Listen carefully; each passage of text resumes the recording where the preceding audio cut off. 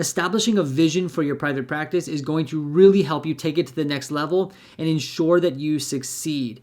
You might be asking, what is a vision for my private practice? How do I set one? Why do I need to set one? That's everything we're going to cover in today's video. But if you haven't done so already, please go ahead and subscribe down below. Hit the thumbs up button on this video. Only if you want to, though. There is no pressure. All right, so let's first talk about what exactly I mean by establishing a vision for our private practice. The way I like to describe it is like a loose goal.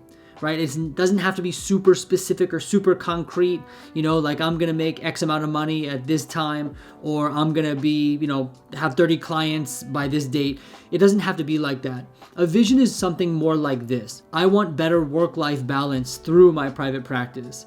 I want more financial freedom with my private practice. I want to start a group practice and eventually employ people, right? These are not super specific, like with dates and exact, like measurable objectives, but they are a vision, right? Something to look towards and look to. When I initially started my solo private practice, I'd always known in the back of my mind that I'd want to start a group practice. I wasn't exactly sure when, I wasn't exactly sure how long that might take me, but I knew that was something I wanted to do. So on my vision board, I would have established a group practice.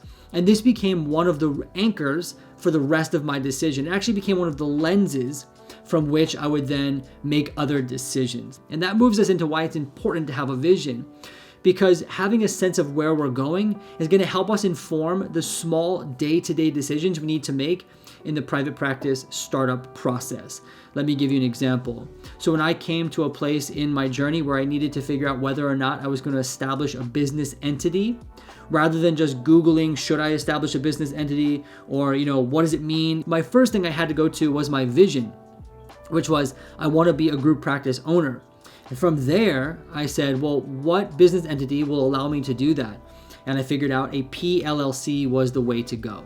But you can see here that having that vision of wanting to start a group practice at some point informed the decision to establish a PLLC right from the start. But establishing a vision and revisiting our visions or modifying our visions is something that we can do throughout our entire private practice journey.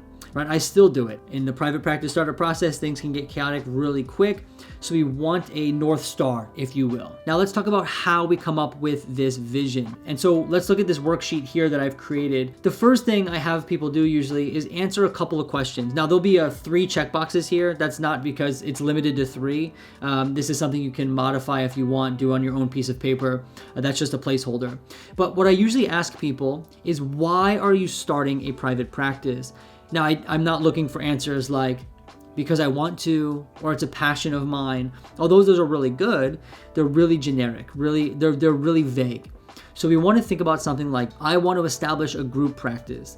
I want to provide accessible care to my community, right? These are certain things that people might want to do and have visions for. And so I encourage people to sit down for a couple minutes and actually start writing out the reasons why you're starting private practice and try to get as practical as you can. Then come up with a good number of them until you really can't think of them, and then look it over, and you'll actually start to develop a sense of why you're doing this. And so once we have that, we're in a really great place to start making smaller decisions. So that's kind of the macro level, right? That's the setting the vision part.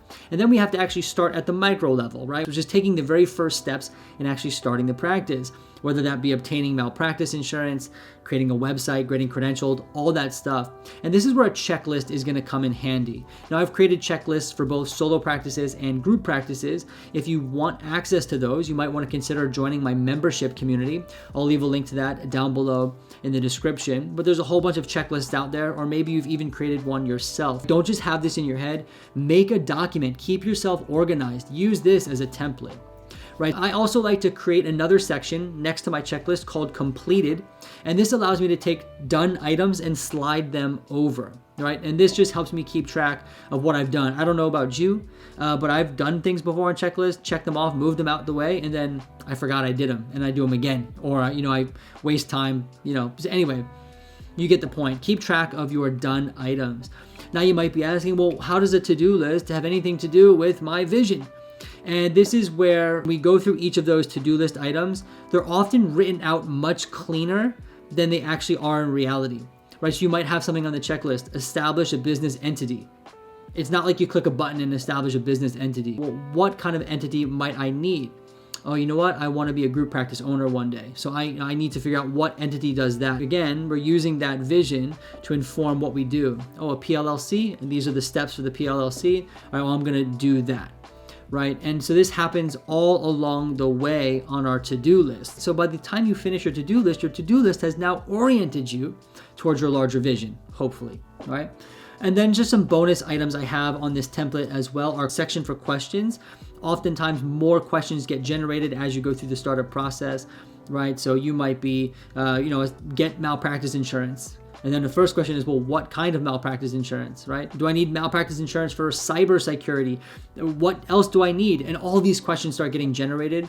I like to add those into its own section. That way I don't have to remember all the questions, but I can come back to it. And then finally, I have an important calls section here as well. And I've talked about this in a couple other videos, but this concept of consulting with other professionals, whether it be attorneys, accountants, billers, to really help you in your journey, right? You want to document those calls and the information you got from that call. And so then what we have here, we started with a vision. We established what that was. We now have our to-do list, and we're using our vision to inform the to-do list and what we need to do. And then we also have our question section, because that's always going to be generated. And we have our important calls section.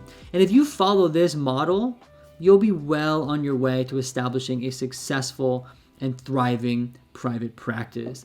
I hope this video was helpful for you. I hope you learned something. At the very least, I hope you are inspired to thrive in private practice. And until next time, I look forward to seeing you soon.